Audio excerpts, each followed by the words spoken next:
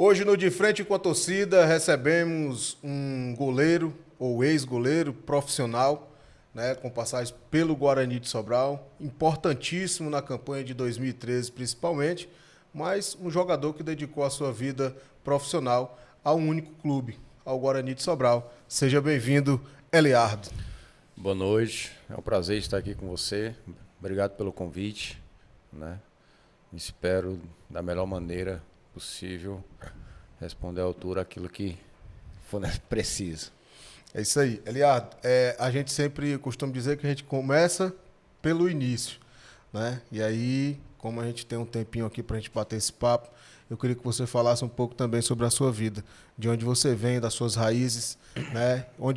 Quando começou essa paixão pelo futebol?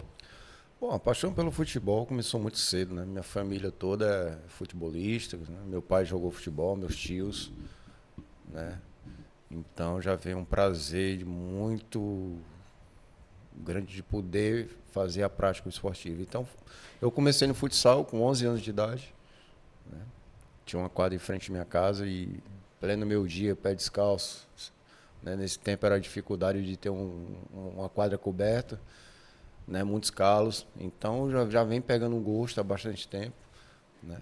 Tive o prazer de jogar um intermunicipal pela seleção sobralense no ano de 98, né? E depois, pelo convite de amigos, entrei no futebol de campo, né? Por uma brincadeira, sempre esse torneio. E isso acabou se tornando realidade, dando seguimento, dando sequência. E graças a Deus eu tinha um sonho e esse sonho pôde ser realizado, né? Passei muito tempo aqui na base do Guarani, querendo ou não, fui muito reprovado. Fui reprovado 6 vezes no teste do Guarani. Muitas vezes por causa de idade, não por causa de qualidade, mas de idade. Porque tinha outros garotos, principalmente o Jefferson Sobral, né, que era mais novo que eu na época, no ano de 2010. Era para mim estar aqui, né? Mas como eu não tinha passado no teste, né, por exatamente questão de idade, eu acabei ficando para trás. E eu tive a oportunidade de me profissionalizar em 2008, no Itapajé Futebol Clube, né? Passei lá um ano e joguei contra o Guarani na segunda divisão. E daí depois parti pro Aracati, jogar a segunda divisão. Tive a oportunidade de jogar também pelo Tianguá, na terceira.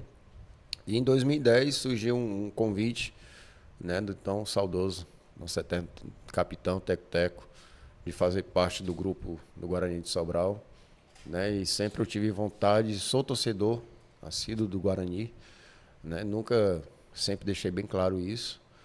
E quando surgiu a oportunidade, a primeira eu não pensei 2 vezes, agarrá-la, né? E não só agarrá-la, mas sim se determinar em busca do meu sonho, que era jogar, vestir a camisa do Guarani.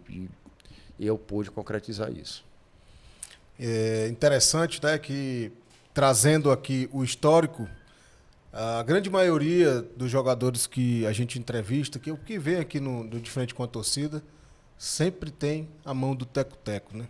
Sem dúvida, o Teco Teco ele era um cara muito conhecedor, né? Ele tinha um olho muito clínico, né? Quando ele colocava os olhos em algum garoto, com certeza teria resultado. Foi assim com o Thiago Grande, foi assim com o Jefferson Sobral, goleiro, foi assim com o Marcão.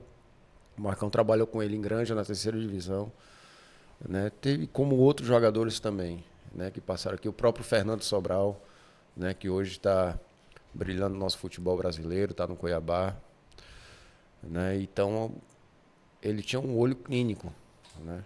Então, isso a gente... E tinha também muita confiança também da diretoria para que pudesse trazer essa garotada e fazer, e dar oportunidade para que os garotos pudessem dar o seu melhor e representar bem o Guarani. Entendi. Mas o Teco-Teco realmente ele foi muito importante na carreira de muitos jogadores, inclusive, como você falou, do Fernando Sobral, né? Mas eu vou voltar um pouquinho mais aqui à história, né? Você é de Forquilha. Sim. Filho de Forquilha, né? Filho de Forquilha. Começou a jogar futsal em Forquilha. Em Forquilha. Eu tive a oportunidade, né? Através do meu irmão não queria que eu fosse goleiro, né? Porque principalmente futsal era, querendo ou não, contato constante. E ele sempre teve medo, né? E eu sempre assim, para jogador não tinha condições. Eu já fiz um teste uma vez, não tinha condições de ser jogador de linha. Então o que me restava era o quê? Era ser goleiro.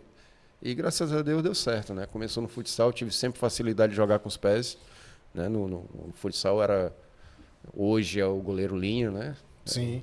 Então tive sempre essa facilidade, já trouxe do futsal essa facilidade e consegui colocar no campo, né? Hoje em dia a gente vê muitos goleiros no futebol brasileiro, né?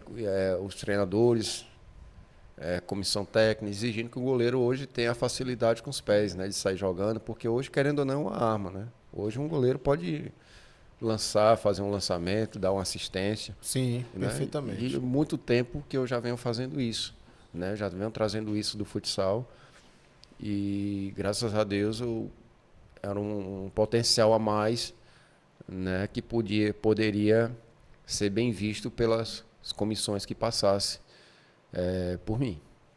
Inclusive existe uma discussão, né? Porque tem pessoas que trabalham como goleiro ou como preparador de goleiro, né? Que não concorda com o goleiro linha e tem aquela galera que já concorda, que já acha melhor. Mas o futebol, ele, na sua evolução, ele pediu isso, né?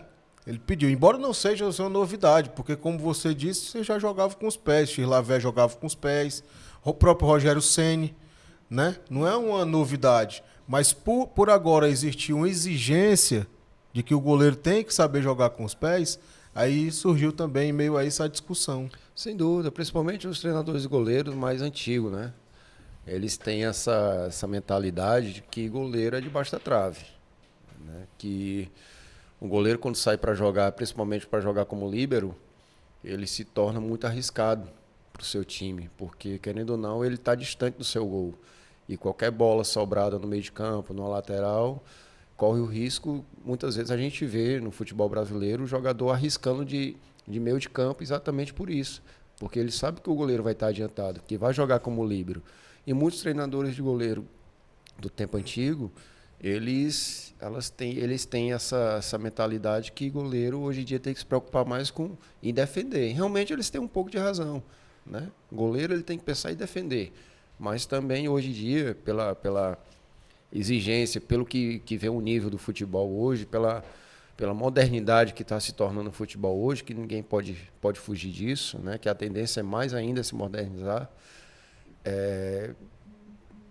se atualizar também e ver que também um goleiro também pode se tornar um jogador de linha, né? Claro que, mas para isso você tem que ter um trabalho, tem que ter uma dinâmica entre os seus jogadores para que isso possa ocorrer da melhor maneira possível, que não corra o risco para o seu gol. Mas a gente tem observado também que jogar com os pés, o goleiro jogar com os pés, óbvio, vai ter o risco sempre, né? Mas algumas saídas, principalmente quando o adversário bota a marcação mais alta, fica bem difícil trabalhar com o goleiro. Fica, aí é onde vem a qualidade do goleiro com os pés. Aí é onde fica mais nítido, né? Você vê hoje o Fluminense fazendo isso, o Fábio, né? O Fábio é aquele goleiro assíduo com os pés? Não.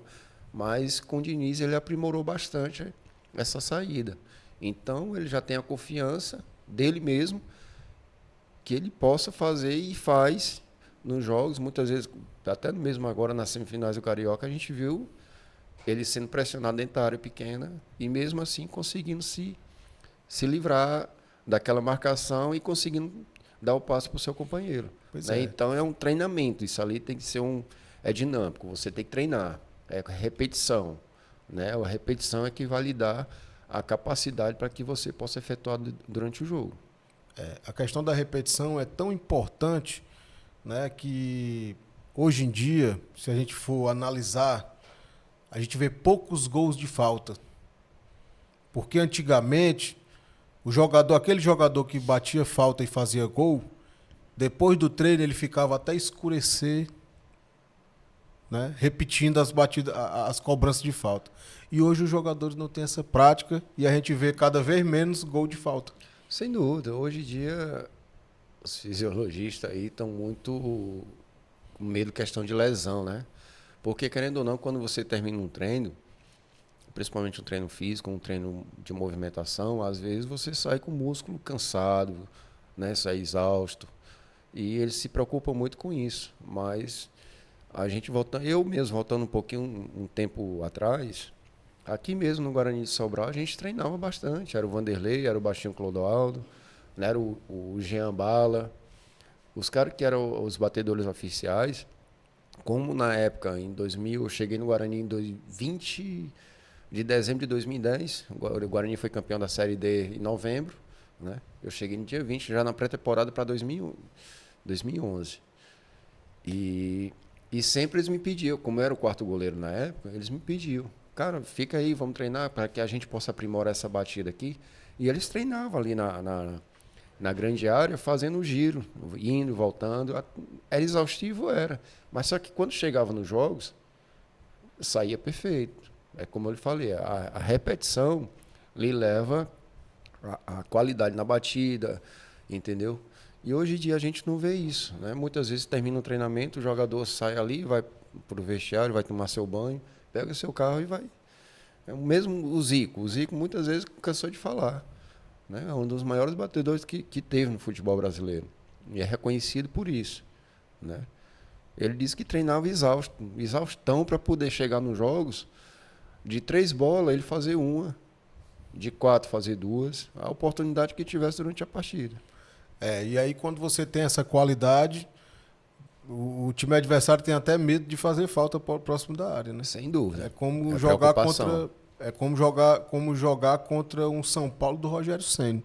Você imaginou, você tá ali, você tá na linha de defesa e todo o tempo preocupado, porque você não pode fazer falta ali na entrada da área, porque senão vem o Rogério Ceni para fazer o gol. Sem dúvida, é uma preocupação a mais. Principalmente quando você pega um batedor diferenciado, você não... Porque tem o goleiro, assim, ele conhece os batedores. Todos os goleiros profissionais, quando você vai jogar com o clube, a primeira coisa que ele vai se preocupar é saber qual é o batedor de pênalti, é saber qual é o batedor de falta, saber como o cara bate escanteio, como bate bola curta, entendeu? Tudo isso aí, ele durante a concentração no hotel, ele vai visualizando para poder, quando chegar no jogo, ele não tentar ser surpreendido. Sim, E sim. muitas vezes é surpreendido, porque se você pegar um batedor realmente diferenciado, às vezes é difícil, né? É difícil. O batedor que já tem essa qualidade. Pois é tanto que eu lembrei aqui daquela cobrança de falta do Ronaldinho Gaúcho, que todo mundo esperava por cima e ele jogou por baixo da barreira quando a barreira pulou. Né? Foi dali que surgiu aí o jogador que fica deitado atrás da barreira. Exatamente. É por isso que, né, jogador dessa diferença, principalmente do Gaúcho, né, é raro hoje em dia. É muito raro. É raro, porque a Muito cobrança raro. de falta que muitas vezes o jogador bate, vai treinar é o quê? Vai bater durante o jogo é o quê? Aquela por cima da barreira. Né? Até mesmo hoje em dia, se você for prestar atenção, as faltas que são cobradas no canto do goleiro são mais escassos. Mesmo ela sendo próxima, que é a mais propícia para acontecer, que é a bola, muitas vezes a bola frontal. E eles muitas vezes procuram por cima da barreira, botam um pouco mais, a bola sobe, do que procurar o canto do goleiro. Sim. Entendeu? Porque o goleiro mesmo, às vezes, ele já sabe como o cara bate. Então, Ele já tenta procurar outra. e se você não for diferente, o goleiro pega, vai para fora, vai na barreira, entendeu? O batedor tem que ser um cara diferente para realmente surpreender o goleiro. Verdade. Como foi para você lá em Itapajé, né? Porque você foi profissionalizado pelo Itapajé, depois foi para o Aracati. Aracati. E depois para o Guarani de Sobral. Depois para o Tianguá. Para o Tianguá, né? Também Tive a Tianguá. oportunidade de jogar no Tianguá na terceira divisão cearense. Né? Bom, o Itapajé, ele surgiu através... Eu jogava na seleção de Irauçuba. Em 2008, a gente foi campeão do Zonal. Uma competição boa que existia lá na região de Itapajé, que era de seleções, Tururu, o Mirim, Sei. né? E a gente foi para a final contra a seleção de Itapajé. Nesse tempo, o Rodrigão, zagueiro, que jogava aqui no Guarani, E nessa época eu fiz um teste, quando ele estava aqui, a gente pegou uma amizade muito boa, né? E ele jogava na seleção de Itapajé. Era o Estênio, o volante, entendeu? O Vitor Cearense jogava na seleção de Itapajé. O Vitor Cearense também, né? O Vitor Cearense que poderia trazer jogador de fora, decisional lá da região, entendeu? Então ali eu tive uma sequência muito boa com a seleção de Irauçuba. A gente conseguiu bater Itapajé na final nas penalidades, né? De fora praticamente só tinha eu, o Regiran, fenomenal aquele cara, e o Heraldo, o atacante lá de Uruoca.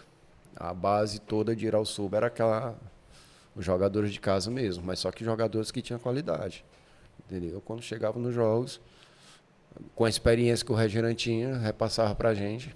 Graças a Deus consegui ser o destaque na competição, a gente consagrou o campeão, e daí surgiu o convite, né, do Itapajé para fazer parte do elenco deles na segunda divisão do Cearense, né? E como eu não tinha experiência em termos de assinar contrato, em termos de como saber lidar com situações no profissional, eu sempre me apoiava no Regiran, né? Porque o Regiran jogou muito tempo no Guarani, não só no Guarani, mas em outros clubes, né? Então ele tinha um cara experiente, então me segurei nele, ele que resolveu por mim, né? E graças a Deus consegui dar um passo, né? No tão sonhado ser jogador profissional, consegui. E nessa época aí já tinha passado pela base do Guarani? Já tinha passado pela base do Guarani, já tinha sido reprovado umas seis vezes. 6 vezes. Exatamente por causa de idade, né? A idade, eu tinha uma idade mais avançada do que os outros meninos. E sempre a diretoria, a comissão técnica, que era naquela época, sempre prezava pela idade mais menor. Que era do caso do Gerson, que era o caso do Clailton Magrão também, que fazia parte naquele tempo. Sim. E aí, depois do Itapajé, jogou a segunda divisão pelo Itapajé? Joguei a segunda divisão, joguei dois jogos, né? Porque era ida e volta. Joguei aqui em Sobral contra o Guarani e jogamos lá em Itapajé também. Né? Eu acho que eu lembro desse jogo, eu fui pra lá também. Lá foi 1-1, se eu não me engano, o jogo, e aqui a gente perdeu de 4-1. Foi o jogo da estreia do Guarani em 2008. Eu fui pra esse jogo lá em Itapajé. A gente fez 1-0 no primeiro tempo. Aí eu olhei assim, né, inflamamos os caras. Nesse tempo o Clodoaldo estava aqui também. O baixinho começou a jogar e pronto. Aí complicou pra gente. O Clodoaldo era sensacional, né? Porque a bola parecia que estava colada no pé dele, né? Era diferente. Quando ele estava para jogar, era difícil marcar, era difícil tirar o espaço dele. Exatamente. O primeiro gol daquela final de 2010, que o Alan comentou, né, em off aqui, comentou sobre a final de 2010. O primeiro gol da partida foi feito pelo Clodoaldo de falta. Exatamente. E uma bela cobrança. Eu estava logo atrás da trave na superior do Castelão. Foi bonito demais de ver. O problema foi depois. O problema foi depois, rapaz. Como é que pode, rapaz? O time faz 4-1, 25 minutos do segundo tempo, parece que o time morreu e o Fortaleza fez 3 gols. Cara, incrível que pareça, eu tava assistindo em Forquilha, né? Tava assistindo esse jogo. Quando eu olhei assim, tava 4-1 o jogo. E eu saí. Né? O Guarani é campeão. Todo mundo saindo, torcedor do Guarani, que Forquilha tem muito torcedor do Guarani. Né? Às vezes eles chegam para mim e falam muito triste, né, pela situação que o Guarani vive hoje. Mas, infelizmente, pessoas incompetentes que passaram lá e fez com que o Guarani estivesse nessa situação. E pela tristeza dessa pessoa naquele momento, cara, eu saí, o Guarani é campeão. E todo mundo esperando o Guarani passar. Quando terminou o jogo, as pessoas, antes do jogo, comemorando já o título. Aí quando já no acréscimo já o Reinaldo já empata o jogo, aí leva para os pênaltis. Aí balde de água fria para todo mundo. Pois é, total.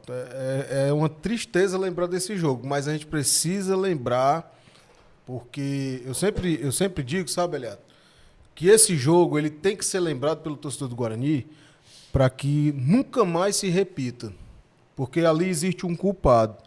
Existe um culpado daquilo ali, né? E aí eu trago a responsabilidade que é para mim mesmo, porque E por muito tempo eu achei que os culpados fossem o Luizinho Torquato ou o seu Luiz Torquato, mas eu cheguei à conclusão de que existe um culpado, mas não está na família Torquato.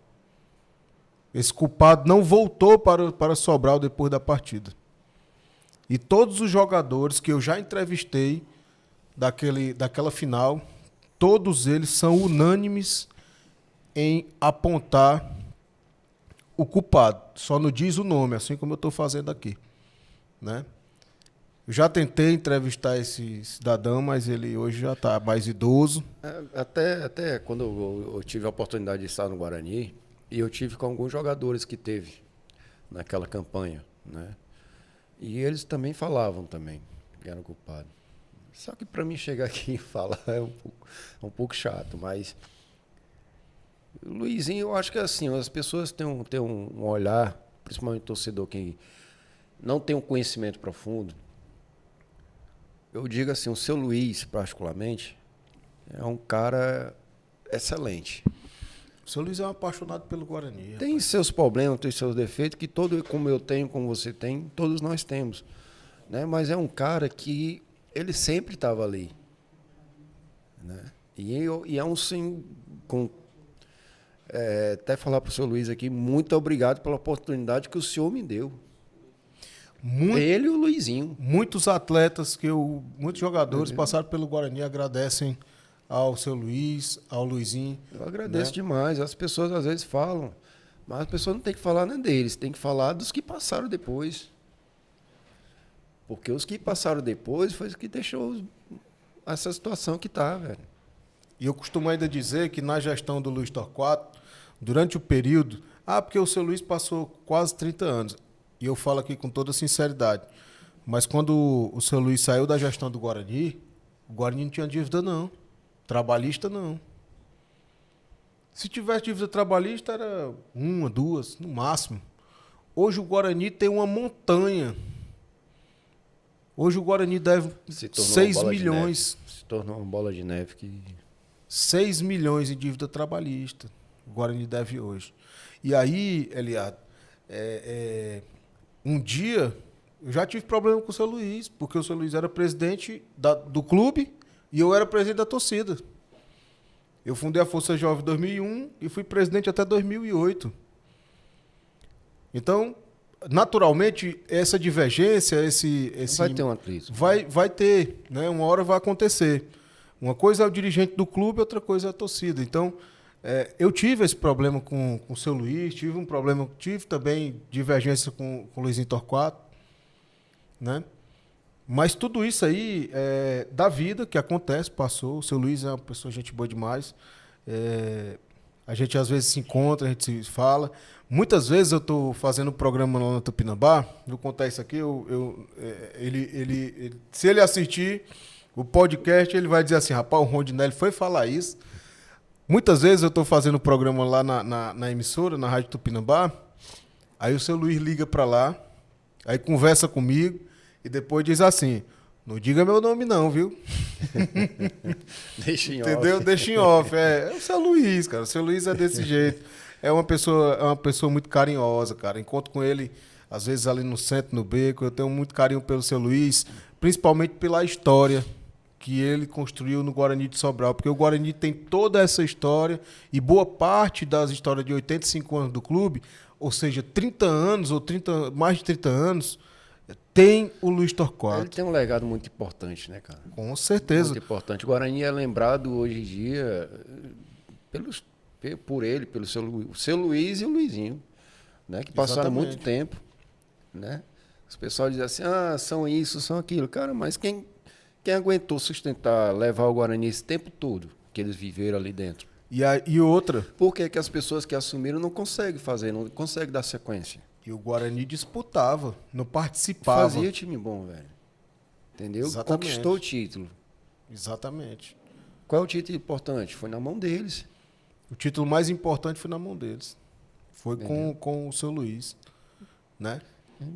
Times que chegavam na final, que brigavam, time da década de 80, de 70, o time que jogou O primeiro time do interior a jogar o Campeonato Brasileiro, que naquela época era a Taça de Prata, foi o Seu Luís. O Fortaleza e Ceará saíram primeiro do que o Guarani da competição. Foram eliminados primeiro, naquela época, né? E aí a gente olha para trás e a gente tem a noção, um panorama do que era o Guarani de Sobral e o que é hoje, praticamente de porta fechada. É triste. Para se levantar é um pouco complicado. A gente torce que se levante, que chegam as pessoas que realmente tenham condições independente de prefeitura ou não. Claro que a prefeitura tem que ajudar o Guarani, mas tem que chegar pessoas que, além de gostar, também tem que ter condições de levantar, de erguer. Sim. Né? Porque não adianta só, como a gente falou em off. O Marquinhos é um grande amigo que eu tenho, amigo pessoal. Ele tem uma vontade enorme de erguer o Guarani. Como eu já falei para ele, mas falta condições para ele fazer isso. Não adianta só você ter boa vontade, se você não tem condições de levantar, fazer o alicerce e levantar a casa, filho. E se os recursos também não chegam? E se você esperar só por fulano, cicrano, quando? Exatamente. É um fator complicatório, porque realmente para você assumir a gestão do clube, você tem que ter o mínimo de recurso disponível naquela hora. Eu assumi o clube, eu tenho isso aqui para... Porque a primeira coisa, quem assumiu o Guarani hoje, a primeira coisa que ele tem que fazer é o quê? Tentar sanar as dívidas. Sim. Assim ele vai ter que começar lá na frente, começar a ter o recurso daquilo que ele deseja ter. Pois é. Tem que ter uma negociação dessas Exatamente. dívidas. Porque senão não consegue fazer nada. Porque não adianta só você querer... Ou, por exemplo, o Eliardo vai ser o presidente do Guarani. Vamos formar um elenco e vamos disputar a competição. Eu vou fazer mais um buraco na dívida do Guarani. Entendeu? Tem que ter um planejamento ao entorno disso tudo para que as coisas possam ser resolvidas. Opa, peraí, vamos conversar, vamos fazer uma diretoria competente, uma comissão competente, para que a gente possa tentar resolver primeiro essa parte aqui. Junto com essa parte aqui, vamos tentar manter uma equipe. Talvez não vamos ser campeões, talvez não vamos subir, mas uma equipe que a gente possa dar sequência. Que não vai ficar, quando terminar, outra dívida que se junte com essa. Aí eu vejo muitas vezes aqui os pessoal que assumem a diretoria do Guarani, vão formar um time, vão pegar a folha de cicrano, seja lá quem for, vão fazer o time, vão jogar. Eu acho que já começa errado.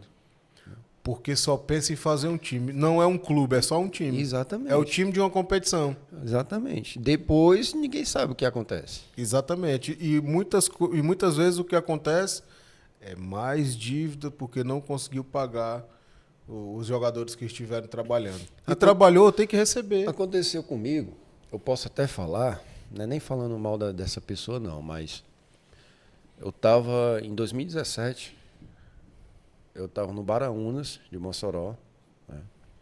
Tinha terminado meu contrato aqui com o Guarani e recebi o convite através do Breno Zagueiro, né, que tinha um conhecimento lá com os diretores, até com o Marquinhos Mossoró na época. E me fez o convite para poder fazer parte do Baraunas, né, para disputar o Campeonato Potiguar. Fui, aceitei o convite. Aí, nesse tempo, o treinador era o Júnior Cearense, é um grande amigo que eu tenho, que eu fiz no futebol. O presidente era o Mardônio. O executivo do time era o Fred Gomes. E sempre o Júnior me ligava. O Marquinhos às vezes mandava mensagem, o Mardônio também, pedindo que eu voltasse para cá, entendeu? E eu falei, quais as condições? Porque eu não quero ir só para ir e passear, não. O time tá bom, como é que vai ser? Qual é o planejamento de vocês? Porque comigo lá tinha acontecido alguns problemas, porque o empresário começaram a se meter, querer colocar o jogador deles. E lá o Baraunas formou o time de empresário. Entendeu? E eu nunca tive empresário, nunca gostei de ter empresário. Porque muitas vezes eu via amigos meus, né, sendo manipulado pelo aquele empresário. Recebia o dinheiro, tinha que dar tanto para o empresário. Cadê o dinheiro do cara? O cara trabalha e depois duro, tem que rachar no com... sol, na chuva. Aí depois tem que dar a metade do dinheiro para o empresário. Por isso que eu nunca gostei. Aí comecei a ter desavenças com esse empresário lá. E esse empresário começou a fazer minha cabeça, querendo colocar o goleiro dele para poder jogar, para poder aparecer goleiro novo, né? Para tentar ganhar dinheiro em cima do rapaz.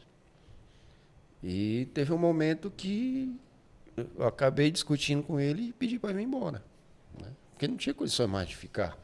Aí eu entrei em um acordo com a diretoria do Baraunas e eles acabaram me liberando. Foi até no jogo do Guarani, foi no Castelão, não sei se foi contra o Ferroviário. Eu acho que foi contra o Ferroviário, o goleiro era o Thiago. Eu acho que ele é de Teresina. E eu vim, fiquei lá desci lá no Castelão, né? Porque eu vinha já com ônibus. Quando chegou aqui, 1000 promessas para lá, 1000 promessas para cá, a gente já vai, eu assino um contrato.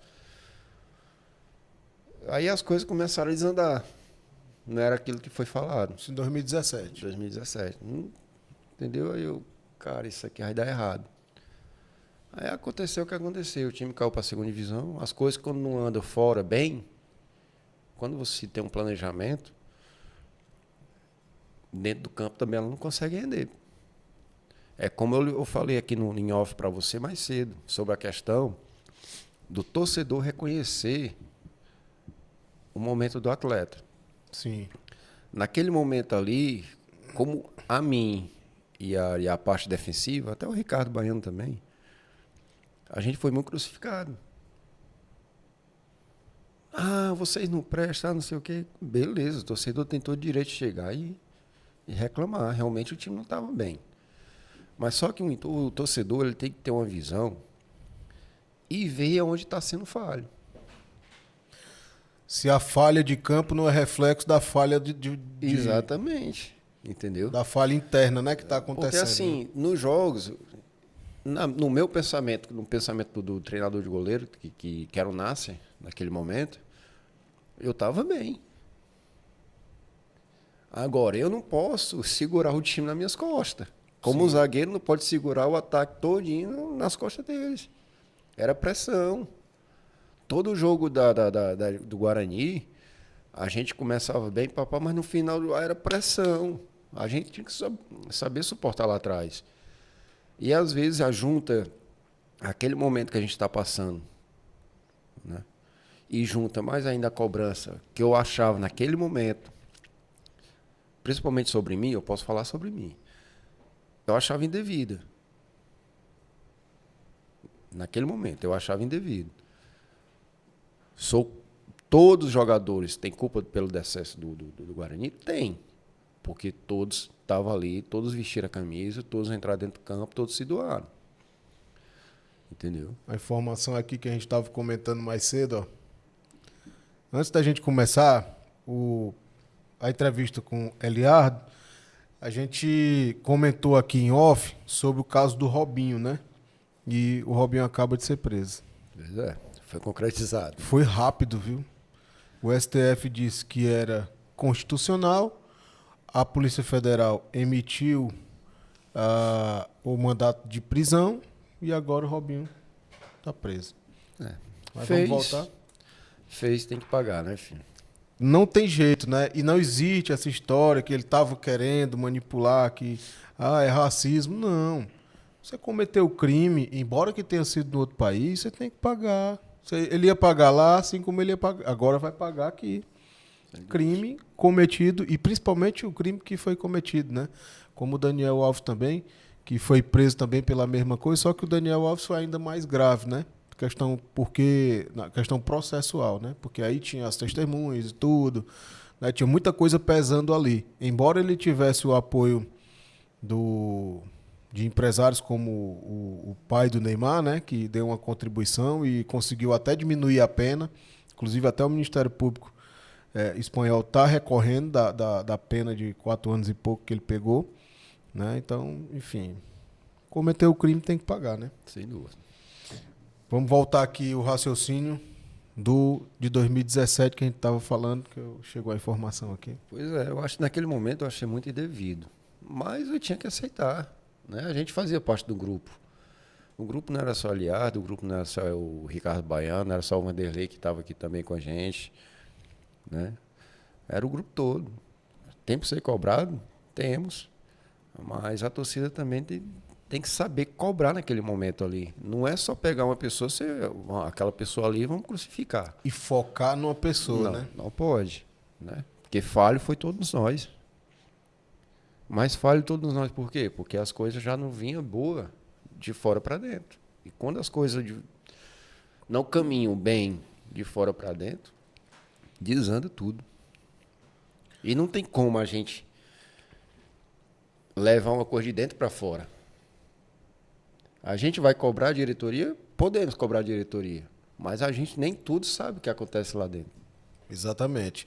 Inclusive, eu vou relembrar aqui um caso aqui que você participou, né? Eu vou ter que relembrar esse caso, porque é o seguinte, mais cedo, quando a gente estava conversando antes de iniciar a entrevista, eu falei sobre esse caso, aí vocês falaram assim, isso é verdade, foi verdade, né? Aconteceu, e foi comprovado que aconteceu.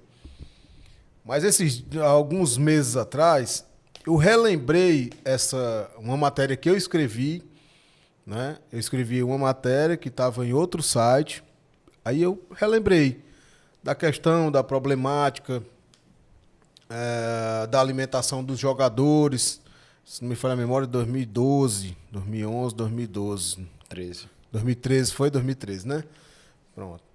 E aí eu relembrei aquele fato e algumas pessoas diretamente ligadas do que aconteceu disseram para mim que era mentira. Aquilo ali era mentira. Mas mal sabem eles que naquela época nós conversamos e eu pedi para os meninos da torcida, eu estava morando em Fortaleza já, e eu pedi para os meninos da torcida ir lá na sede do clube para fazer a constatação. E foi isso que foi feito, foi constatado, né, Leandro? Sim, sem dúvida. Né? E a gente deixou tudo bem claro. E foi os jogadores mesmo. Foi os jogadores mesmo, porque você está nos cobrando pelo resultado. Né? Naquele momento, no início da competição em 2013, no estadual, a gente não vinha bem. Né? A gente não vinha bem. O Guarani vinha capengando, um resultado ali, ganhava um jogo aqui, empatava outro, perdia 2. Aí depois foi que as coisas começaram a andar nos trilhos. Né? E a questão de alimentação, isso aí é verídico. Né? Quando a torcida foi lá na sede do Guarani, foi através de jogadores. Porque no momento que os jogadores presenciou o que estava passando ali, naquele momento, vamos chamar aqui pessoas ligadas à torcida, para que elas possam ver que a gente tenta dar o nosso melhor. Mas também a gente quer o retorno fora para que a gente possa dar o nosso melhor da melhor maneira possível. Exatamente. E naquele momento, o início de campeonato não estava indo bem e o torcedor está cobrando. Está cobrando os atletas, mas não sabe o que estava acontecendo na sede do clube. E na sede do clube não tinha alimentação adequada. E nem tinha alimentação. E nem tinha, né? Nem tinha alimentação, vazio. Né? Depois que chegou a torcida, foi que chegou 2 dias, um dia depois. Não, foi no mesmo dia, à tarde, foi à noite, chegou as coisas. Lá. E eu recebi as mensagens, na época, pelo Facebook, eu estava em Fortaleza. Eu disse, rapaz, não é possível que não tenha o que comer na sede do Guarani.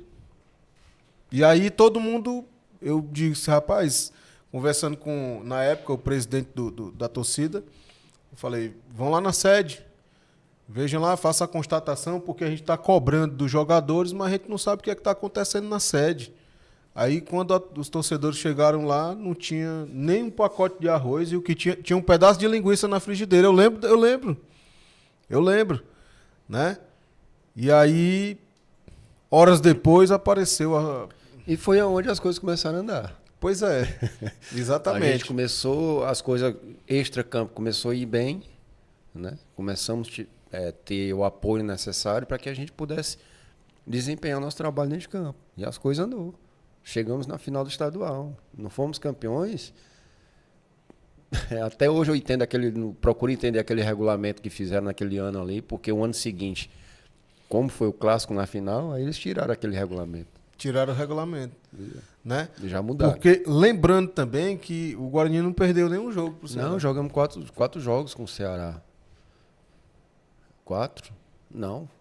Foi mais jogos com o Ceará. O Forte foi 5 jogos. E a gente ganhou lá dentro do PV do Ceará. E foram- Ganhamos aqui de 3-2 naquele jogo na Foram- chuva aqui, terrancial aqui. em Foram Sobral. 5 jogos, foram 3 empates e 2 vitórias do Guarani. E o Guarani que não foi o campeão. O campeão foi o time que não conseguiu ganhar de jeito nenhum. Pois é, por melhor campanha. Rapaz, é o regulamento. O regulamento da federação cria-se na federação porque assim. Eu sempre falo sobre isso, Eliardo, porque assim, na federação, para aprovar o regulamento, estão todos os clubes ali, os representantes dos clubes. Aí, quando chega nesse momento, aí diz assim, Eliardo, mas o presidente do Guarani aceitou. Só que você tem 10 clubes participantes. Você tem diretamente hoje, se fosse hoje, Fortaleza, Ceará, Ferroviário, Floresta e Atlético Cearense. É a metade. Horizonte, região metropolitana. Calcaia, metropolitana. Hoje são 9 clubes ali da região metropolitana e capital e um do interior. Naquela época era mais equilibrado. Porém, 3 não é maior do que 7. Sem dúvida. E O o quatro é maior do que Ferroviário 6. também não estava com essa força que tem hoje, né? Pois é, e 4 não é maior do que 6. Então, o regulamento é votado. Se deu 5 a favor, 6 a favor, já era. E como a maioria da capital aceitava. E pior que não, na final passada, em 2012, não foi assim. Aí depois não foi, né? 2003 foi assim, 13. 2014, como foi o clássico, na final, também não foi. Se fosse empate, era pênalti. Por que só 2013? Pois é. É uma coisa que até hoje, assim, eu procuro entender. Hoje o Guarani poderia estar com esse título. O Guarani poderia estar com esse título, sobretudo porque o campeão não conseguiu ganhar do vice. Simples assim. Cara, eu digo assim, se a gente tivesse umas 3, 4 peças no banco, porque a gente tinha um time. E naquele jogo você pegou bola, viu? Aliás, depois que eu até agradeço ao Pepe. Depois que o Pepe chegou, ele começou a fazer um trabalho. Assim, ele não é aquele cara atenado, ele não é aquele cara da atualidade. Ele é aquele cara antigão, que trabalha força, resistência. Depois que ele chegou, foi que eu fui desarnar, eu fui, entendeu? Criei coragem de mim mesmo. Não, eu posso, velho. Eu tô tendo uma oportunidade que eu sempre quis. Sempre quis ter essa oportunidade. 2011 eu tive 2 oportunidades de jogar, de estrear pelo Guarani. E foi 2 jogos grandes. Foi lá no Alzir Cabral contra o Ferroviário. A gente precisava vencer. O goleiro era o Ricardo, da Paraíba. Sim. A gente precisava vencer do Ferroviário lá. E terminou o primeiro tempo de 1-1, se eu não me engano. Foi um jogo à noite. Um jogo à noite, E eu no fui. meio de semana. No meio Tava de de semana. 1-1. Ricardo sente a virilha. Uma lesão na virilha. Faz o teste ali para poder tentar voltar. Não consegue voltar. O Pepe vai lá dentro do vestiário, bate no meu peito, que eu acho que até hoje é manchado aí no meu peito. Por dentro aí. É contigo. Já foi trabalhado. Eu confio em você. Mas não adianta eu confiar em você se você não tiver confiança em você mesmo. Fui pro jogo. Graças a Deus ganhamos um jogo de 2-1. O que foi preciso o Eliardo fazer debaixo da trave foi feito, né? Ali foi onde eu comecei a ver, opa, calma. Eu posso ser melhor do que eu sou. Não é melhor do que os outros, é melhor que eu mesmo, entendeu? Sim. Se superar, né? Aí depois disso aí, teve o jogo aqui contra o Fortaleza. Era 2 jogos televisionados. Ferroviário, no meio de semana, em vez de Mares. E Fortaleza aqui no jogo também, que o Guarani precisava vencer. O Ricardo, quarta-feira, o Luizinho ficou com o Ricardo em Fortaleza, fazendo tratamento. Quarta, quinta, o Ricardo chega domingo, 2h20 da tarde, lá no Hotel Itacaranha. A gente se hospedava lá. O Ricardo chega com o Luizinho. Quando o Ricardo chega, a gente tinha uma amizade muito grande, eu e o Ricardo. Era uma parceria mesmo leal. A gente brigava pela posição, mas se respeitava bastante. Entendeu? Até hoje eu tenho ele como assim, foi o melhor companheiro que eu tive no futebol em termos de goleiro. Né? Porque não era desleal. O que ele precisava, às vezes ele dava uma dica, às vezes eu falava alguma coisa. Até no jogo mesmo a gente tava uma situação, o Ricardo fazia assim para ver se era do mesmo jeito. A gente era muito leal um ao outro. Eu acho que foi por isso que deu certo. E o jogo Fortaleza chegou, a gente desceu desceu a serra pro Junco e o Ricardo foi fazer o teste antes do jogo. O Ricardo está fazendo um teste, eu já estava preparado psicologicamente. Fisicamente a gente já se prepara durante a pré-temporada, durante os jogos. Mas psicologicamente, que é o fundamental, eu já estava preparado para, se acontecesse alguma coisa, ir para o jogo. O Ricardo fazendo teste, a gente entra para o aquecimento, os goleiros sempre entram primeiro. O Ricardo entrou mais primeiro ainda para poder fazer os movimentos que tinha que ser feito. Aí, para completar, o saudoso Pepe pede o Ricardo para bater um tiro de meta. Não existe. Você com a virilha rasgada, você vai fazer um teste batendo com contato com a bola? Não dá. Você vai abrir de novo. Em pouco tempo. O Ricardo vai e consegue bater forte. Dá não. Abriu. Luizinho fica doido fora do campo.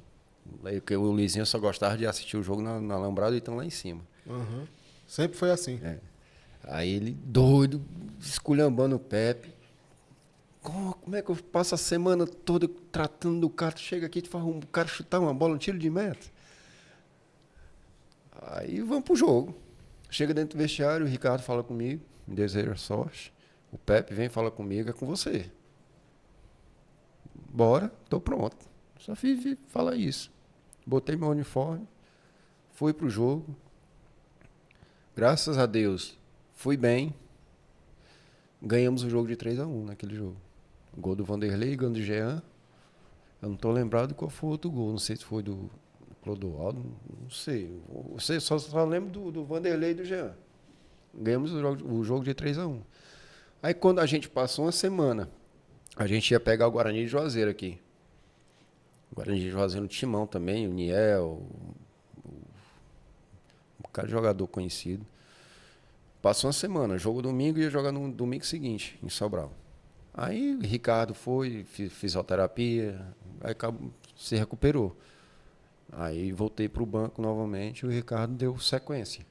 Entendeu? Mas mesma lealdade. E eu feliz de ter feito a minha estreia pelo Guarani. Ter feito a estreia, depois feliz pelo companheiro também ter se recuperado. Se recuperado e ter dado sequência.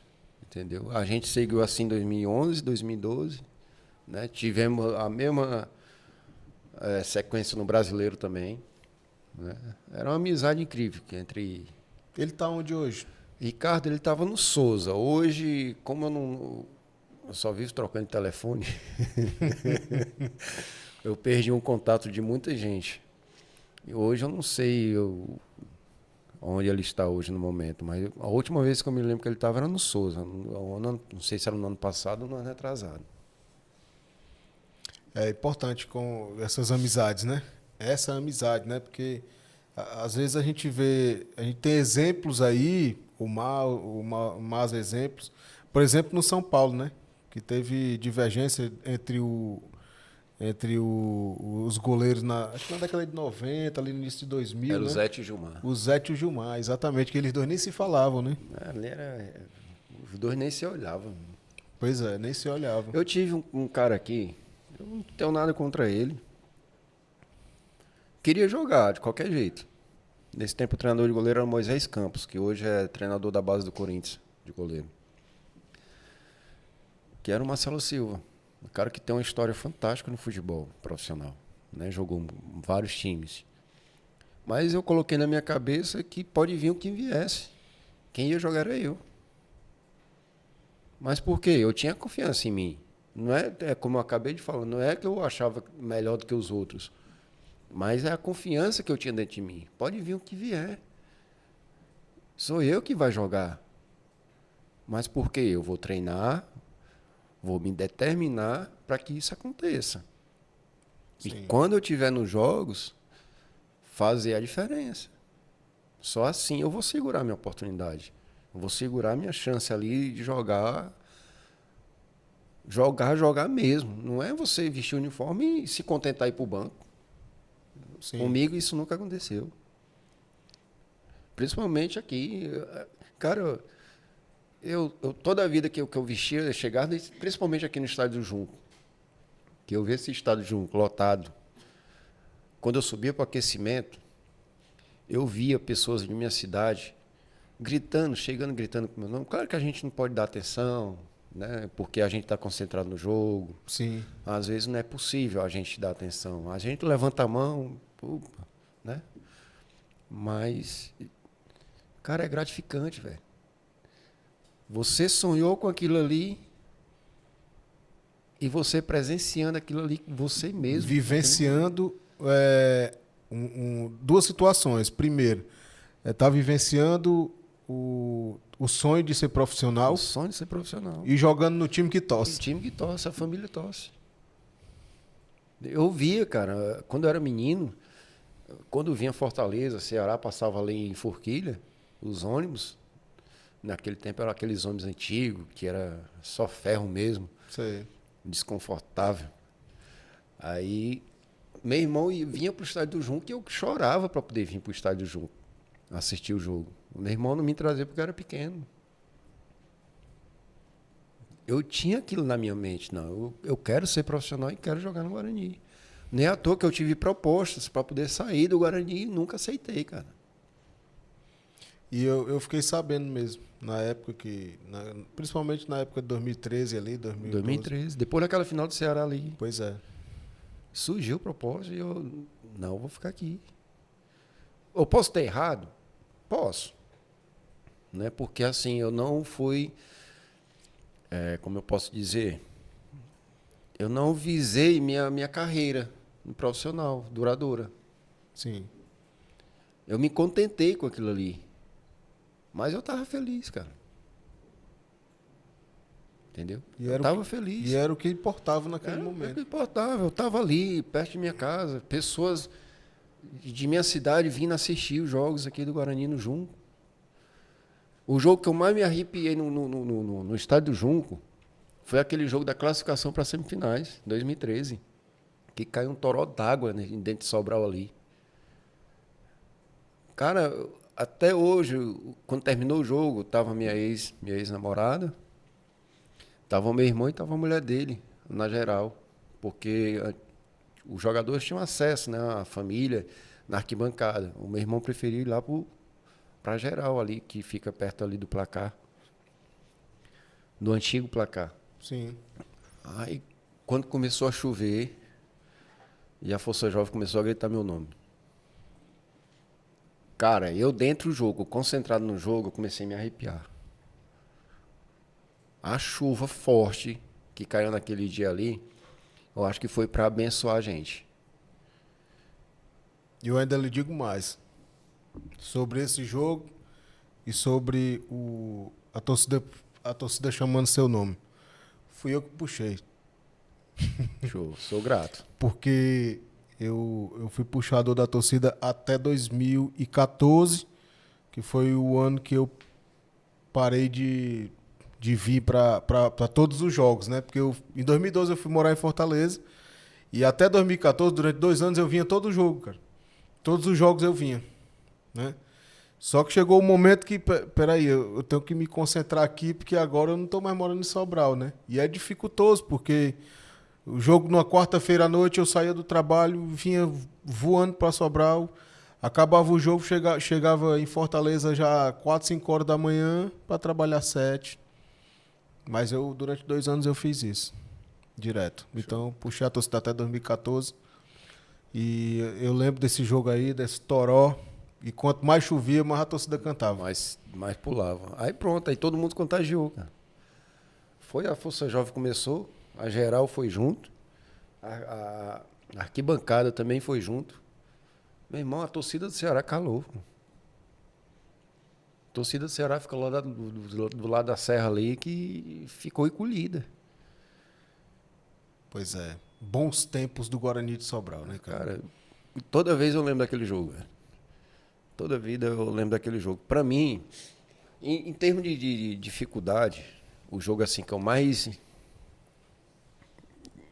me destaquei não foi nem contra o Ceará. O jogo que eu mais me destaquei foi contra o Tiradentes aqui no Estádio do Junco. Porque o Guarani e Tiradentes em 2013 era brigando palha a palha para poder se classificar. Tiradentes E o tinha um time Tiradentes bom. bom demais, cara. O Muito ataque bom. deles era muito rápido. E o Tiradentes sempre com um ponto na nossa frente. A gente ganhava, o Tiradentes ganhava. Ganhava, o Tiradentes ganhava. Eram os dois brigando direto. Aí foi pro jogo aqui. A gente jogou lá. Não sei se foi empate. Eu acho que foi. Com esse empate foi que o Tiradentes ficou com um ponto na nossa frente. E a gente jogou aqui no Estádio do Junco contra eles. Uma lua daquelas. O estádio lotado. E o Tiradentes em cima. Os caras eram muita qualidade o time Tiradentes naquele tempo. Mas só que o time da gente também tinha um time. Mas também era qualidade o time da gente. Você pega o Júnior, que era o zagueiro, Júnior Alves. O Júnior Alves Tem o Joécio, que era um gigante. monstro. Né? Tinha o Cláudio, o lateral direito. O Vitor Cearense também é um cara que jogava pra caramba também. Aí você pega os volantes ali, Zé Augusto e Marcinho Guerreiro. O Marcinho Guerreiro com a idade que tinha, mas era um maestro dentro de campo. Sim. Aí você pega o outro também, experiente, que tinha uma qualidade incrível, que é o Júnior Cearense. Aí pega o garoto Fernando Sobral também, com uma força, não sei o que é que ele, com todo respeito à palavra, Fernando, aquele animal come. Eu acho que é diferente, velho. A comida dele, sei lá, porque a força que ele tem, até hoje, mas ele tem, eu acho que ele tem 5 vezes a força que ele tinha antes. Entendeu? Aí você pega o ataque da gente, cara. O Luiz Carlos, a experiência que tem, não era muito daquele cara assim, movimentação, porque tem suas limitações. Sim. Chegou acima do peso. E tinha o Maciel, que estava Voando. sendo o artilheiro da competição. É. Então, o time da gente era competitivo demais. Os caras vinham jogar com a gente, sabia que ia ser difícil para os caras, principalmente aqui dentro. E a gente conseguiu bater o Tiradentes aqui com 1-0. No segundo tempo, na trave lá da Serra, foi pressão demais no Tiradentes. Pressão demais, e graças a Deus eu estava numa tarde feliz. E a gente conseguiu passar o Tiradentes e fomos jogar com o Ceará para poder se classificar. E o Tiradentes tinha que perder o jogo ou empatar. Não, a gente tinha que ganhar. Só a gente tinha que ganhar o jogo. E a gente ganhou aquele jogo de 3-2. Aquela chuva que caiu dentro de Sobral. Aquela chuva foi para abençoar a gente, cara. O Luiz Carlos perdeu o pênalti, acabou no rebote fazendo o gol. Exatamente. O Saci faz o gol também nos acréscimos. Saiu do banco para fazer o gol. Rapaz, Agora, muita a história. chave principal. O principal, que ninguém pode esquecer, naquele momento ali. Ageu dos Santos. Sim. Aquele cara era incrível, macho. Aquele cara, ele assim, ele não tinha um trabalho diferenciado. O trabalho dele é aquele feijãozinho com arroz, simples. Cara, mas ele ganha o grupo de uma forma que o grupo corria por ele. Você falou do Ageu, agora eu até me arrepiei. Eu lembro que uma vez eu até falei pro Ricardo, encontrei com ele. Ele vivia ali na região ali do Icaraí, né? Na Calcaia. Encontrei com ele, ele era uma pessoa sensacional, cara. É incrível aquele cara, macho. É um coração puro que não tem tamanho. Exatamente. Gosta de uma resenha Ave Maria. Pois é, cara. Eu me encontrei com ele, conversei com ele sobre o Guarani na época e tudo. E aí, né, o trabalho que ele fez. Realmente era um cara excepcional. O Ageu. Por isso que ele tem um respeito dos atletas que trabalharam com ele.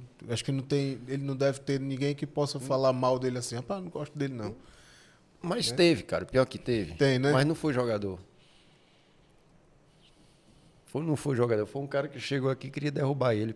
E conseguiu. Você Chegou vê, né? ali por trás ali e conseguiu derrubar ele e ficou no cargo dele. Talvez até você imagine quem seja.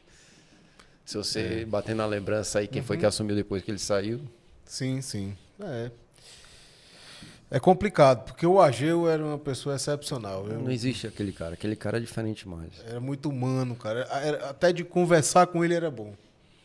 Conversar, você senta aqui para conversar É com o aquele Ageu. carioca malandro. Exatamente. Era bom demais conversar com ele. Né? E que Deus o tenha. Mas é isso, cara.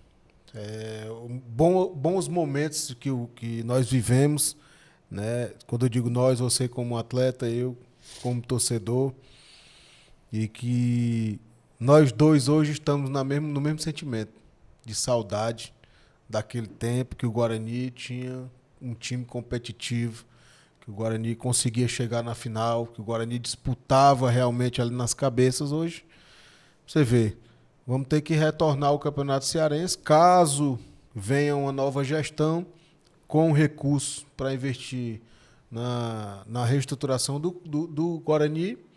Vamos ter que começar na terceira divisão. Cara, eu torço muito que volte, cara. Porque não pode.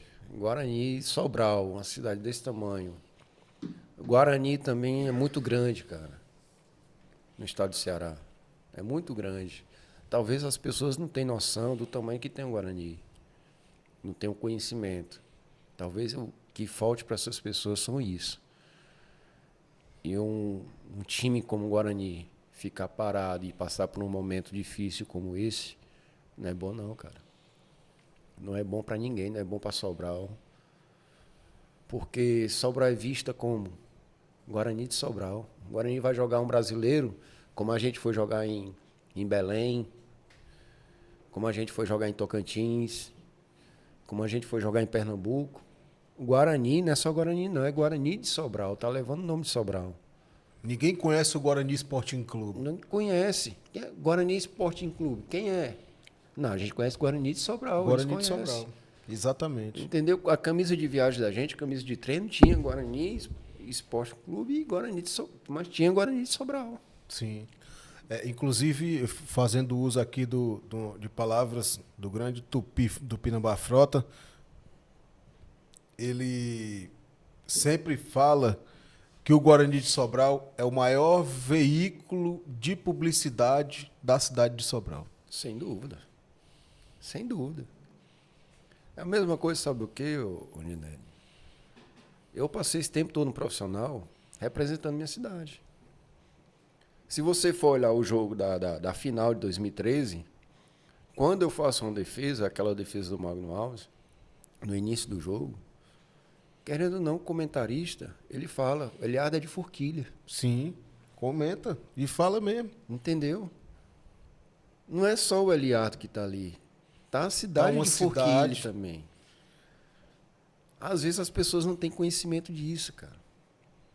As pessoas da própria cidade que você mora não têm conhecimento disso. Da responsabilidade que você tem naquele momento de representar. Você está representando todos ali. Exatamente. Não é só o Eliardo, não é só a camisa do Guarani. Você está representando sua cidade. Como o Fernando Sobral está hoje no Cuiabá. Eu estou lembrando aqui exatamente desse monstro aí. Porque ele, além do sobrenome, que agora ele não tem mais o sobrenome do registro de nascimento. É Fernando Sobral. Fernando Sobral. E ele usa a camisa 88, que é o DDD da nossa região. Uma referência maior do que essa. Pois é. E sendo um cara como ele, né? Um cara que é muito dedicado e tudo. É um exemplo de pessoa, é um ser humano incrível. O Fernando é diferente, cara. O Fernando, para você ter uma ideia, o Fernando, na época, quando o Fernando veio fazer teste aqui, ele veio com o irmão dele, o Marquinhos. A promessa era o Marquinhos, não era o Fernando. Sim. Mas o Marquinhos faltava humildade. O Marquinhos já queria chegar e já ser o cara, e não podia ser assim. O Fernando foi devagarzinho. Os caras mais ouvindo, os caras mais experientes. Às vezes eu conversava com ele, o Júnior Cearense sempre conversava com ele, o Marcinho Guerreiro sempre conversava com ele, o Luiz Carlos sempre conversava com ele. E ele sempre ouvia, ele teve a humildade de ouvir. Hoje ele está onde está porque ele soube ouvir as pessoas mais experientes e ele soube ir pelo caminho certo. Uma coisa que o Marquinhos não soube. Muitas vezes as pessoas chegavam para o Marquinhos falando, aconselhando ele algo que ele estava fazendo de diferente. Às vezes eles esnobavam.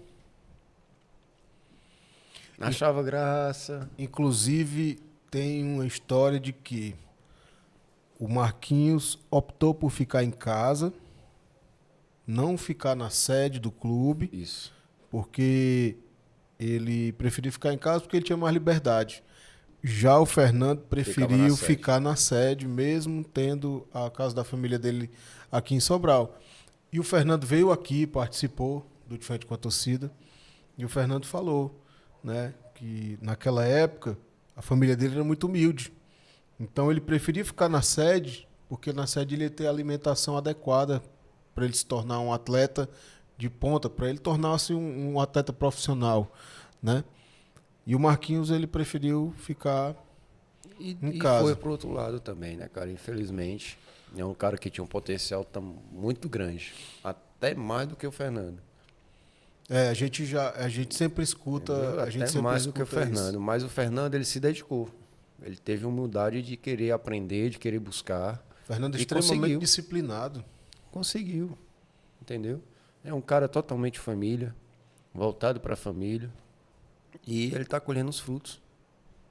Exatamente. Hoje ele está, e a tendência é ainda mais, é crescer ainda mais. Pelo que ele está se tornando ainda mais a pessoa dele, é crescer. Velho. E é um cara que ama o Guarani de Sobral, cara. Quem não, cara, dessa região, quem não ama o Guarani? Pois é. Aqui, o Guarani de Sobral tem uma torcida muito grande, mas uma torcida muito desconfiada por tudo que já viu.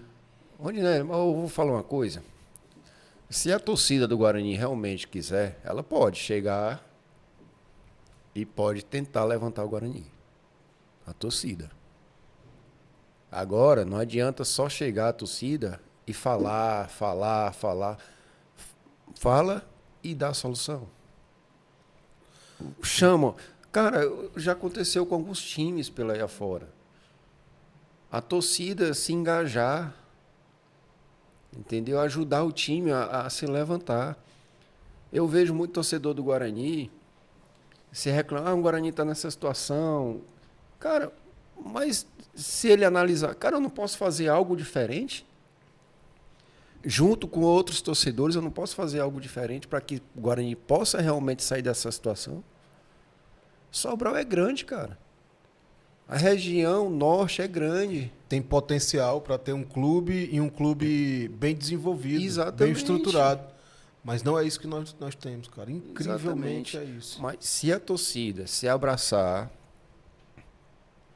realmente de verdade, sem vaidade, eu creio que pode levantar o Guarani. Eu sempre tive isso na minha cabeça. Eu também acredito nessa tese, defendi essa tese por muito tempo, né? Mas eu também entendo, Eliardo, que a imagem do Guarani para o torcedor, a imagem do clube, ela está muito desgastada, né? E aí é onde vem essas gestões que passaram pelo clube, né? Essas gestões que passaram pelo clube, que foi assim... De 2013 para cá, o Guarani só ganhou uma Fares Lopes. 2015. 2 anos depois. Quase 10 anos, nós estamos em 2024. De lá para cá é só ladeira abaixo. Cara, eu vou citar um exemplo. Tudo bem que a distância é muito grande de um clube para outro, mas o Corinthians, a torcida feminina do Corinthians fez o quê? Torcida feminina não aceitou o Cuca no comando do time. Sim, sim. torcida tem força, cara. É isso que eu tô querendo dizer. A torcida tem força. Agora, se ela se unir em prol de uma situação. Sim. Eu só fazer uma correção que eu falei de 2015 para cá, nós não tivemos outra conquista. Nós tivemos, né? 2020, na gestão em que o Ninta foi patrocinador master, o Guarani conquistou o primeiro turno do Campeonato Cearense 50 anos depois do primeiro, né? Que foi em 1970. 2020 conquistou a segunda vez o primeiro turno, né? A diferença, não para mim, é título, né? Primeiro Título. turno é título e tudo. Nós tínhamos um time bom em 2020. Tínhamos um time bom. Quando conquistou o primeiro turno, né? Porém, eu não vejo como o mesmo peso do de 1970, né? Porque em 1970 estavam todos os clubes participando da E Série agora A. não, né? Todos os clubes participando do primeiro turno. Em 1970 o Guarani arrebentou, foi campeão invicto, né? E esse ano de 2020 não tinha Ceará e Fortaleza, né? Que são os dois clubes de peso que iria pesar muito, né? Mas isso não tira o mérito de ser campeão do primeiro turno. Jamais. Não tira o mérito de jeito nenhum. Mas eu só não, é uma opinião minha, né? Eu acho que não tem o mesmo peso. Mas tem o título do primeiro turno, foi conquistado 50 anos depois, que é muito importante, né? E também foi campeão do interior, né? A Taça Padre Cícero, também no mesmo ano, 2020. Ano. Pronto, nós tivemos isso aí. E a gente também foi campeão. A Taça do Padre Cícero também do interior, 2013. 2013 também campeão também. 2013. A gente chegou à final e foi campeão do interior. Pois é, campeão do interior. Inclusive o Júnior Cearense foi campeão do interior agora. Maracanã. Com o Maracanã. Um título memorável para ele. Ele comemorou muito, né? O Júnior Cearense é um cara também gente boa demais. Gente. Essas pessoas assim, cara, merecem. Exatamente. Eu até falei uma vez com ele que eu tenho uma rixa com ele. É uma rixa com ele, é um pouco de zanga com ele, mas é meu amigo. A gente sempre se dá bem, às vezes a gente se fala. Eu desejo toda a sorte do mundo pro Júnior. Né? Mas já passou, foi no tempo que eu jogava, ele era treinador. Eu queria jogar. Sim, né? sim. Eu até chamei ele na frente do presidente e fiz ele, ele falar o porquê. Eu sempre fui assim, cara. Eu sempre fui assim, espontâneo com minhas coisas, entendeu? Eu nunca gostei. Se eu tô sentindo alguma coisa, velho, eu gosto de pôr. Vamos guardar não, né? Não, gosto de pôr pra fora. Eu sempre bati de frente com os presidentes. Né? Com o Luizinho mesmo, eu bati de frente com ele algumas vezes. Isso aí é inevitável no futebol, cara. Às vezes vai pelo temperamento, vai pela personalidade de cada pessoa. Entendeu? É verdade. Por exemplo, em 2014 tinha 2014 ou foi 2015, acho que foi 2014, se eu não me engano. Não, foi 2013. Na Copa Fares Lopes, a gente estava jogando o Brasileiro. E o mesmo grupo foi jogar a Copa Fares Lopes. Onde a gente deixou escapar aquele título da Copa Fares Lopes lá em Barbalha. E eu sempre bati de frente com os diretores que estavam naquele momento. Porque não existia viagem no mesmo dia para você jogar. Se você quer resultado, dê conforto para que você possa ter o resultado que você quer. Tem que ter o descanso necessário. Exatamente. A gente pegava uma viagem, ia jogar lá em Maranguape, chegar lá, ficava sentado, às vezes em um tijolo, no Aurimazão, lá no estádio Maranguape. Aí cara, isso aqui não dá não. E o Júnior Cearense foi sempre um cara que conversou comigo. Ele sabia como eu era. Cara, não vai falar nada, mas deixa aí. Júnior, mas tá errado, Júnior. Tá errado. O Marcelo Silva também é do mesmo jeito. Cara, mas não adianta tu falar, porque vai ser tu contra eles. Não. Vocês aceitam isso aqui também, o que tá acontecendo? Tá errado, pô. Se tá errado, a gente tem que falar. Os caras não cobram a gente o resultado? A torcida não cobra a gente o resultado, mas só que a torcida não tá sabendo o que tá acontecendo. Eles estão sabendo o que está acontecendo. Eles podem resolver isso aqui. Aí a gente passou aqui nas semifinais contra o Alto Santo, no estádio do Junco. Cara, onde tudo que vinha acontecendo eu soltei. Aí começou a imprensa vir, botar os microfones tudo. E o Júnior Cearense segurando minha blusa. Pô, não vai falar. Se chegar algum microfone perto de mim aqui, Júnior, tchau. Se deixar eu falar, eu falo. Aí, cara, foi espontâneo. Comecei a falar. Né? Mas era um momento que a gente passava. Era um E momento, tem que cara. externar mesmo, né? Tem que externar mesmo. Talvez não foi o momento preciso, Sim. Mas a euforia te mas aquele faz. momento ali que você sai do jogo ali, tudo acontecendo, cara, às vezes você não consegue pensar direito. E eu acabei ali mesmo, acabei soltando tudo. Até a diretoria ficou um pouco chateada comigo. A primeira oportunidade que eles tiveram, eles me botaram no banco. Mas isso aí é coisa que acontece no futebol, né? A gente tem que estar preparado para tudo. É assim. E hoje, Eliardo, você tá no futebol ainda? Jogo sempre no futebol amador, né? Futebol amador, como a gente estava começando em off, futebol amador hoje é muito valorizado. Né? E organizado, né? E organizado. E o gasto é como se fosse um profissional. Entendeu? A responsabilidade também é grande também, porque, querendo ou não, a gente tem um nome a zelar. Já que a gente está no meio ainda atuando, a gente tem um nome a jogar. Quando a gente é chamado para defender uma equipe numa cidade tal, os caras, pô, a gente está levando o cara, a gente quer o resultado. Sim. Entendeu? A gente está pagando X pro cara vir para cá, mas a gente vai cobrar o resultado dele. E se não der o resultado, eles vão lá no outro jogo e traz outros caras. É desse jeito. Entendeu? Então a gente tá aí na luta ainda, né? Jogando futebol amador. Já tive convite uns 2 anos atrás para poder voltar ao profissional, eu não quis, né? Porque não vale a pena para você estar nesses lugares, time pequeno, batendo cabeça, às vezes não tem um calendário o ano todo, né? Que muitos acontecem com os times do interior, né? Tem muitos aí no Campeonato Cearense, tem muitos aí que parou. Quando para. Só vai jogar uma possível Fares Lopes ou então só o estadual no próximo ano. E a Fares Lopes só vale a pena entrar para jogar se for para ser campeão. Se for para ser campeão. Se o time estiver pensando assim, eu tenho Só pra condições. Para participar não é nem investimento, é só gasto. É só gasto, entendeu? Aí para mim tá, né, nessa situação, passa 3 meses, aí quando chega o terceiro mês você já fica preocupado. Cara, como é que vai ser o restante do ano? Será que eu vou conseguir alguma coisa? Pode aparecer, porque jogador de futebol é inconstante. Hoje você está aqui e amanhã você pode estar no São Paulo. Sim. Né? Inconstante. É como tinham dizer no futebol. Hoje você dorme pobre, pode acordar rico amanhã. O futebol é assim. O futebol é assim, é inconstante. Hoje você nem imagina que tem alguém te vendo. Mas sabe que pode ter. Mas você nem imagina que tem um dirigente do Palmeiras, um dirigente do Fortaleza, um dirigente do Ceará, seja lá o que for, ali te olhando jogando. Quando vê você vai bem, os caras já estão, opa, peraí, vamos conversar, vamos levar. Entendeu?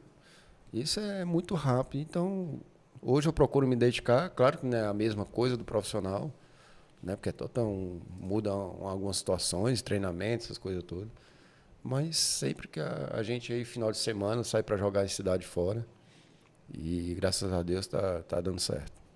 Você pensa em trabalhar com treinador de goleiro, como treinador de goleiro, trabalhar com goleiros novos, com escolinha de futebol?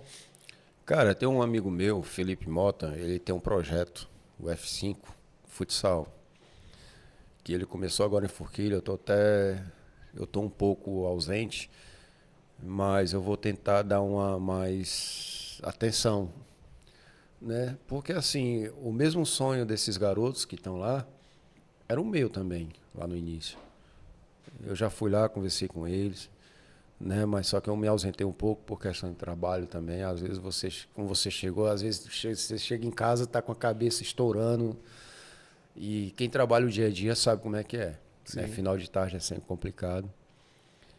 E sobre treinamento de goleiro, cara, até o Conrado, o Jorge Conrado, ele conversou comigo sobre essa possibilidade. Mas assim, eu nunca fui assim do meu gosto, entendeu?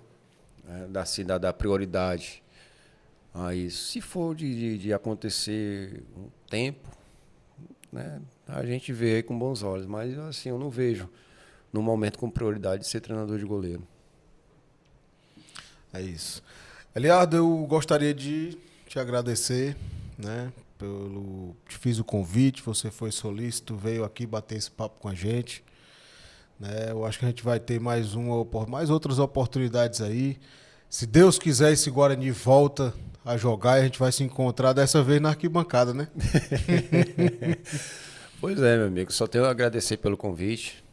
Foi satisfação enorme estar aqui com você, né? Batendo esse papo aqui legal, né? Falando um pouco do que aconteceu. Tem muitas mais coisas, né? Que às vezes não dá tempo de falar tudo. Passa um mês aqui para poder falar tudo, porque são muitas coisas, mas é gratificante bastante, tá? Primeira vez que eu participo no podcast.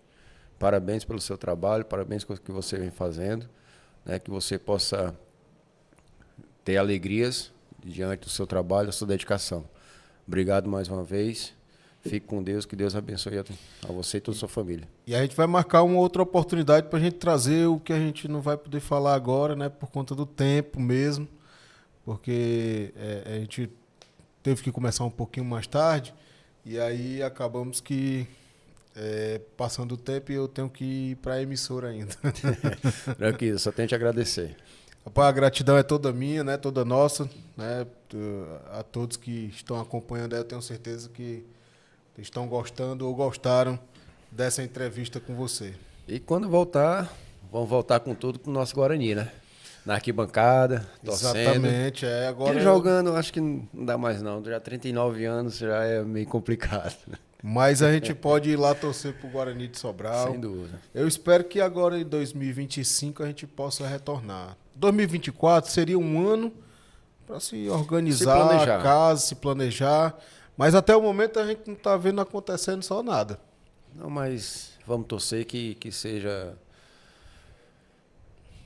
uma bênção aí, que possa aparecer alguém realmente que possa ter responsabilidade, principalmente com finanças, né? Porque não adianta só você fazer o time, como eu falei, fazer um time e botar para jogar. Primeiro você tem que olhar como você pode começar um projeto, principalmente partindo com as finanças, para depois você ir para o campo.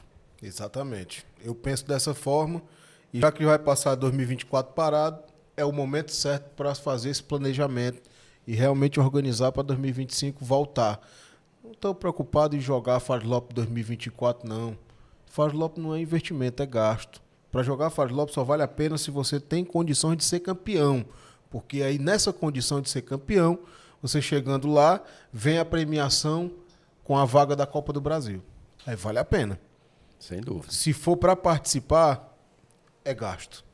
Copa Fares Lopes é gasto só para participar. E muitos times pequenos já têm experiência sobre isso e sabe que não vale muito a pena você fazer um time só para participar. Você tem que fazer um time para competir, chegar e tentar ganhar o título. Até porque cada jogo tem o custo com a partida. Jogo dentro de casa tem toda a estrutura.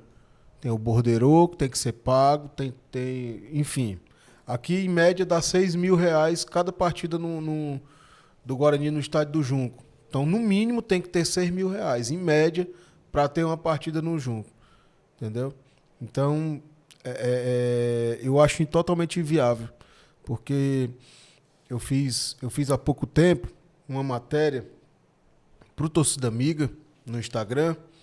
Né? Eu fiz uma matéria sobre justamente o primeiro turno, a primeira fase do Campeonato Cearense, Série A. Os clubes com prejuízos. Clubes que têm poucos torcedores têm prejuízo. O Maracanã foi o clube que teve mais prejuízo no Campeonato Cearense, na Série A. O maior prejuízo foi do Maracanã. Principalmente daquele jogo contra o Ceará no estádio Presidente Vargas. Que só ali ele teve um prejuízo de R$65.000. Porque ele teve que bancar a partida. É meio complicado para um time do interior com pouco investimento ter esse prejuízo. Exatamente. E isso está acontecendo na Série B. Na Série B também. O Cariri é um time empresa. O Cariri está jogando a Série B. O Cariri vai fazer 4 jogos em casa. Em 3 jogos, o Cariri tem um prejuízo de mais de 60 mil. Porque joga na Arena Romeirão. E não tem um número de torcedor que cubra o valor do borderô. Que no total, para acontecer a partida, em média, lá dá R$22.000. Então, o que que é que está acontecendo com o Cariri? O Cariri pode fechar... é porque eu fiz até a terceira rodada. Ele pode fechar a primeira fase do Campeonato Cearense Série B com prejuízo de 80 mil. Só com aluguel e os custos com o borderô. Isso na Série B, né? Isso na Série B. Na Série B. Complicado demais, cara. Para o time de interior, com pouco investimento, isso é muito complicado. Exatamente. Por isso que a Fares Lopes não vale a pena. Não vale a pena a Fares Lopes, a não ser que seja para ser campeão. E por isso que a Fares Lopes está cada dia mais esvaziada. 5 times, 4 times. E ainda tem um detalhe. A vaga da Copa do Brasil, ela só vem, ela só tem validade, de acordo com o regulamento geral da competição da CBF. A vaga da Copa do Brasil só tem validade para o campeão da Copa Fares Lopes, se nessa competição da Fares Lopes tiver 4 times que jogam a Série A do Campeonato Cearense. Se não tiver, não vale. Aconteceu isso com o Pacajus. O Pacajus foi campeão, mas não ficou com a vaga da Copa do Brasil, porque não tinha 4 times da Série A do Cearense jogando na competição. Quem ficou com a vaga foi o Iguatu. Entendeu? Meu amigo. É complicada a situação. Demais. Mas é isso. Eliardo, mais uma vez, muita gratidão por você ter vindo aqui compartilhar sua experiência com a gente. Só tenho a agradecer, satisfação muito grande. Estamos aí para qualquer momento você fazer o convite. A gente está aqui novamente falando, batendo esse papo legal aqui. É isso aí. Esse foi mais um De Frente com a Torcida, no canal Torcida Amiga. Né? Aproveite aí para seguir também no Instagram, @torcida.amiga. E se você tem interesse em produzir o seu podcast, em produzir vídeos, inclusive na campanha eleitoral, o Breguesso Esporte Clube, eu ia falar. Mas é um time, né? Nós temos um time aqui, um timaço. O Breguesso está à disposição, você pode procurar também no Instagram, @Breguesso Estúdio Sobral, e nós estaremos aqui de portas abertas aguardando você para fazer a produção do seu conteúdo. É isso aí, nós vamos ficando por aqui. Um grande abraço e até a próxima.